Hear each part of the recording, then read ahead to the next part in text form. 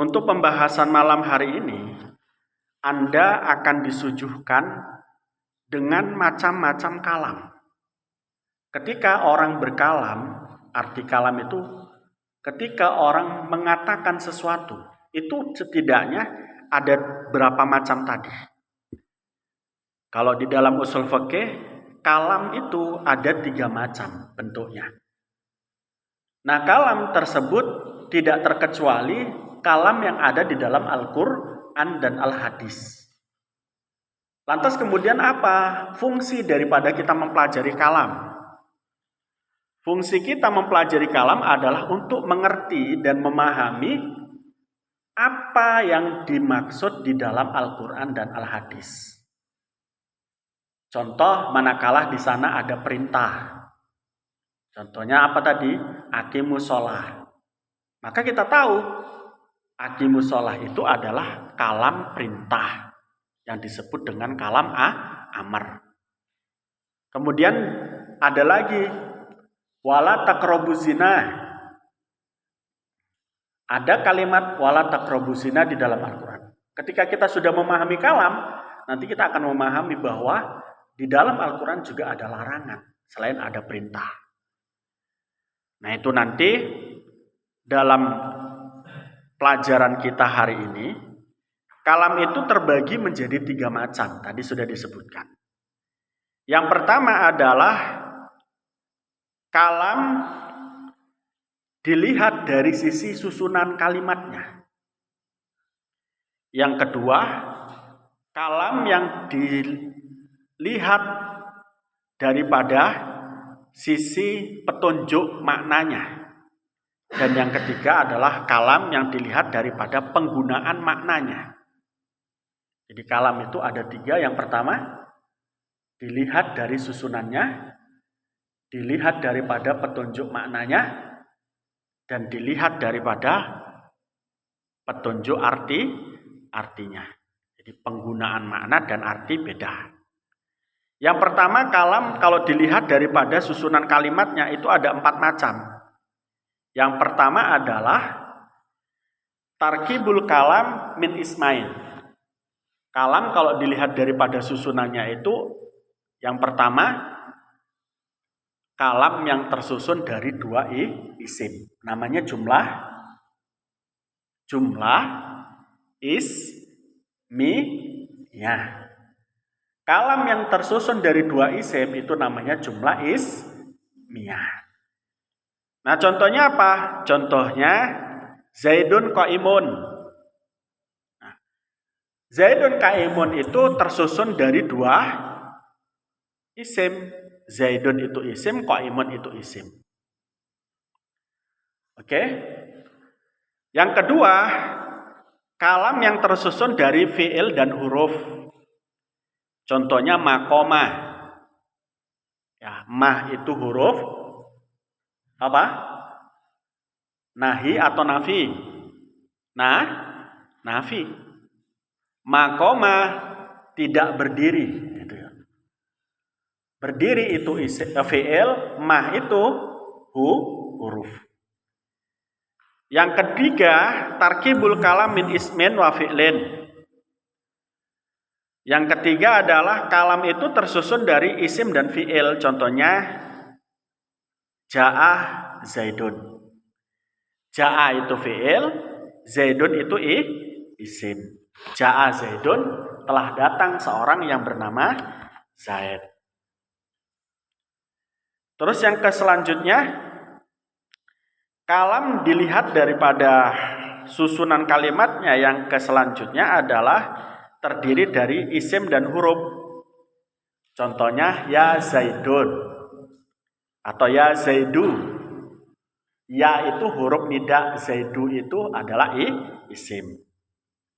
Nah, itu kalam dilihat daripada susunannya. Saya ulang lagi, kalam dilihat dari susunannya itu ada 4. Yang pertama, susunan isim dengan isim atau jumlah ismiyah. Susunan isim dengan fi'il atau jumlah fi'liyah jumlah fi'liyah. Kemudian ada susunan isim dan huruf dan fiil. Selanjutnya, kalam dilihat dari petunjuk maknanya. Petunjuk maknanya. Ini yang tadi awal saya contohkan. Kalam dilihat dari petunjuk maknanya itu ada berapa? Ada 7. Yang pertama, menunjukkan kalam diucapkan untuk menunjukkan perintah. Contohnya apa? Wa aqimus shalah, surat Al-Baqarah 43. Allah mengatakan tegakkanlah sholat. Tegakkanlah sholat berarti perintah. Yang kedua, kalam jika dilihat dari petunjuknya lagi itu menunjukkan larangan. Contohnya apa? Contohnya adalah wala taqrabuz zina. Jangan berbuat zina. Kalam dilihat daripada petunjuk maknanya itu juga ada khobar. Khobar itu apa? Ma'ihtamala shodiq wal kadhib lidati. Khobar itu atau kabar itu adalah kalam yang diucapkan yang memiliki kemungkinan benar dan salah. Contohnya bagaimana? Contohnya kamu dapat kabar besok itu libur. Dapat kabar besok itu libur. Kabar besok itu libur itu bisa benar, bisa salah. Itu namanya apa? Kabar. Oke. Itu jadi kabar. Nah, contohnya lagi, kamu dapat kabar apa dan lain sebagainya. Itu bisa benar, pokoknya sesuatu yang bisa benar, bisa salah, namanya kabar. Nah, kemudian ada istighbar. Istighbar itu mencari informasi. Contohnya kamu ngomong, siapa itu? Ya kan? Siapa dengan kamu? Siapa yang bersamamu? Siapa itu di belakangmu? Itu namanya istighbar, mencari kabar. Jam berapa? Ya kan? Hari apa? Itu namanya istighbar. Paham nggak? Karena mencari informasi. Nah, contohnya di sini kalau istighbar itu adalah ala talabil khobar, ya, sesuatu atau kalam yang menunjukkan mencari kabar. Itu dicontohkan man indakah, siapa di sampingmu. Nah, selanjutnya adalah tamani. Tamani itu adalah mengharap-harap. Tamani itu ada 2 macam. Ada tamani atau pengharapan pada sesuatu yang tidak mungkin terjadi. Tapi ada pengharapan yang diharapkan mungkin terjadi. Contohnya, harapan atau tamani yang bentuknya adalah sesuatu yang tidak mungkin terjadi itu adalah sebagaimana ucapan syair yang mengatakan Allah laita syabab yaudu yauman fa ukhbiruhu bima fa'ala masyib. Andai kata waktu muda itu kembali, satu keniscayaan saya akan melakukan apa yang bisa dilakukan seorang pemuda waktu muda. Ini menunjukkan apa? Penyesalan. Jadi ketika ada waktu muda dia tidak melakukan apa-apa, sehingga pada saat tua dia menyesal.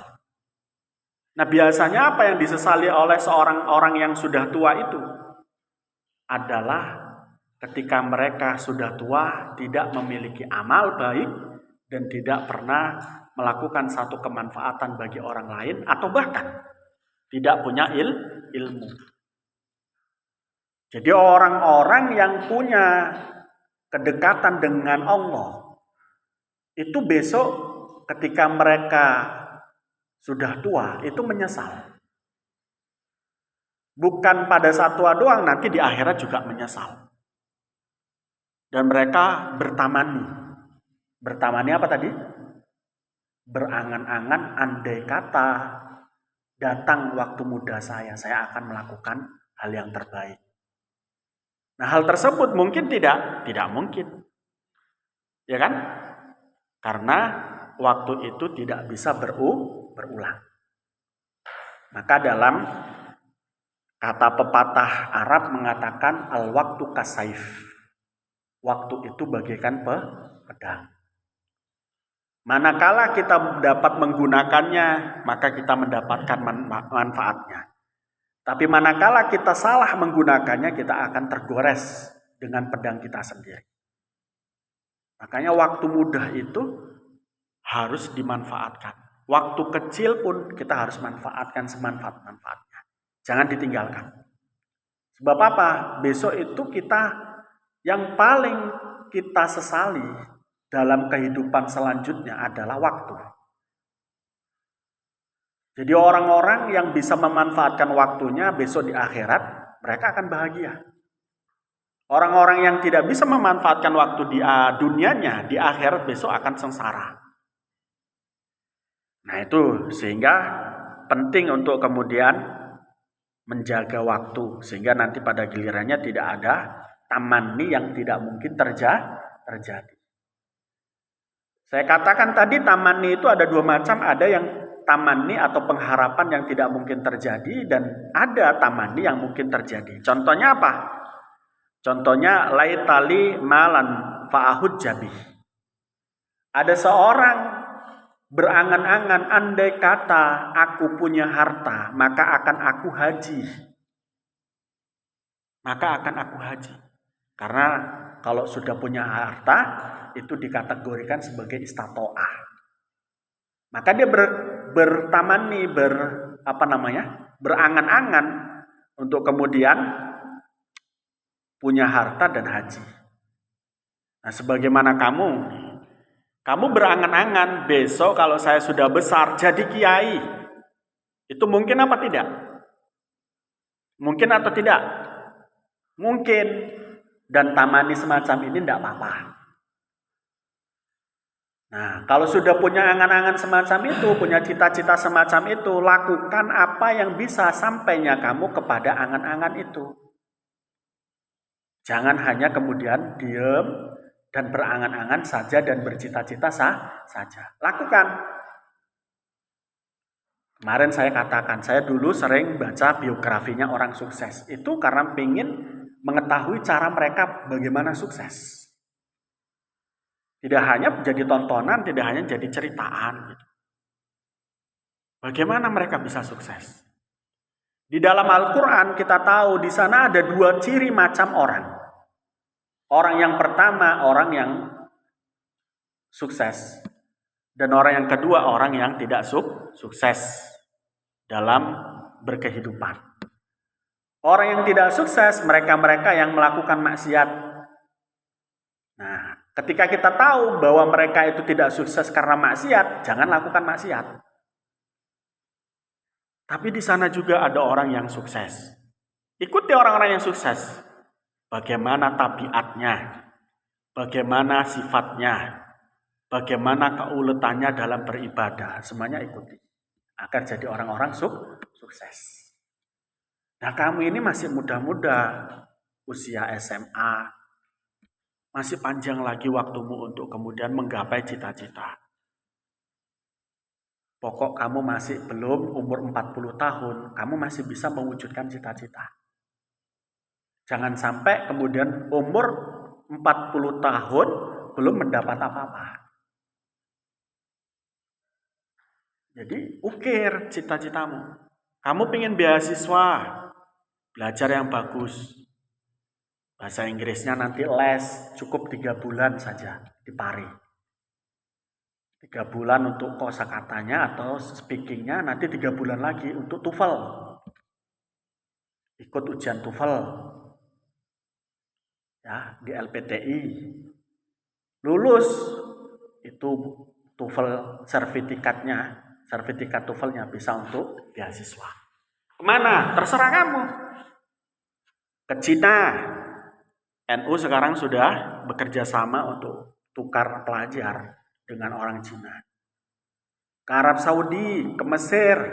bahkan ke Australia. Saya pengen ke Harvard, saya pengen kemana, dan lain sebagainya. Monggo, ke Irak contohnya. Monggo. Ke Baghdad silahkan. Nah, intinya dulu pintar dulu. Masih banyak waktu, masih kelas 2, masih kelas 3. Les aja, les. Bahasa Arab, bahasa Inggris. Nanti sertifikat TOEFL-nya kamu cari di LPTI. Ada pengumumannya berhenti 2 tahun andai kata. Untuk kemudian mempersiapkan ke luar negeri, nggak masalah. Biar mentereng begitu loh. Jangan puas dengan keadaan sekarang. Dan jangan pernah takut untuk tidak mencapai cita-cita. Pasti bisa. Ida sodaqal asmu wasariru. Ketika kamu punya kehendak, punya keinginan yang kuat, maka ada jalan. Ayo, masih muda. Sebelum umur 40. Jadi sehingga nanti ketika ada angan-angannya tercapai. Angan-angannya tercapai. Yang selanjutnya nomor 6, al-ard. Ya, al-urd ya. Wa madala ala talabil bil rifqi. Kalau al-urd itu biasanya diartikan sejo jati, sejo jati atau keinginan yang kuat gitu. Nah, di sini ini pengharapan diartikan madala ala talabi bil rifqi. Satu pengharapan yang dicari dengan pelan-pelan. Contohnya, ya, kamu ngomong kepada saudaramu, ala tangzilu indana. Mudah-mudahan kau berkehendak untuk turun untuk kami. Al-qasamu, yang nomor selanjutnya nomor 7 adalah sumpah. Sumpah itu apa? Madal alal halfi. Kalam yang menunjukkan sumpah. Seperti wallahi la af'alu kada. Demi Allah saya tidak melakukan perkara ini. Contohnya ada orang nyolong, dituduh nyolong, kemudian dia ditangkap, kemudian kok dia ngomong demi Allah saya tidak nyolong. Nah, itu namanya sumpah. Nah, ini semuanya ada di dalam Al-Qur'an. Ya. Ada di dalam Al-Qur'an. 7 bentuk kalam dilihat daripada petunjuknya tadi. Yang pertama amar, nahi, khobar, istighbar, kemudian tamani, kemudian al-urdu, kemudian al-qasamu atau sumpah. Semuanya ada di dalam Al-Qur'an dan di dalam bahasa kita sehari-hari. Kita bisa dan pernah mengatakan demi Allah. Kita pernah mengatakan tolong ambilkan. Nanti ada amar, ada iltimas sejatinya. Iltimas itu perintah tapi dilakukan oleh orang yang tidak lebih tinggi. Contohnya kita dengan kawan kita atau kita dengan adik kita. Itu namanya iltimas, sebuah perintah atau harapan yang tidak dari orang yang tinggi. Kalau amar tadi kan dari orang yang tinggi kepada orang yang rendah. Itu ya. Itu kalam di dalam Al-Qur'an. Nah, selanjutnya, apa tujuannya kok kemudian kita mempelajari kalam ini? Sekali lagi, tidak lain dan tidak bukan adalah untuk memahami Al-Qur'an. Sehingga di dalam Al-Qur'an manakala ada aqimus shalah wa atuz zakah, kita sudah tahu bahwa itu adalah kalam berupa perintah. Nah, nanti ada kaidahnya. Karena dia perintah al-amru, ya. Karena dia al-amru atau perintah, maka ada kaidahnya al-amru idadalla al-amru al-aslu fil amr ya dulu alal wujub. Asal daripada sihot amr di dalam Al-Qur'an itu menunjukkan kewajiban. Idadalla adalilu ala khilafi, kecuali ada dalil ya. Ila idadalla adalilu ala khilafi, kecuali ada dalil yang menunjukkan ketidakwajiban. Jadi tidak wajib. Jadi asal daripada amr itu adalah wajib, kecuali ada dalil yang tidak mengatakan wajib. Itu begitu. Ini jadi fungsi mempelajari kalam itu untuk memahami Al-Quran dan Al-Hadis, karena Al-Quran dan Al-Hadis merupakan kalam Allah, ya kan? Dan kalam Rasul atau peristiwa yang ada pada zaman Rasul. Maka tadi disebut dengan ikhbar atau khobar, ya, atau istighbar, kita mencari informasi di situ. Itu di situ. Oke, itu dulu mungkin, mudah-mudahan bermanfaat. Rabbi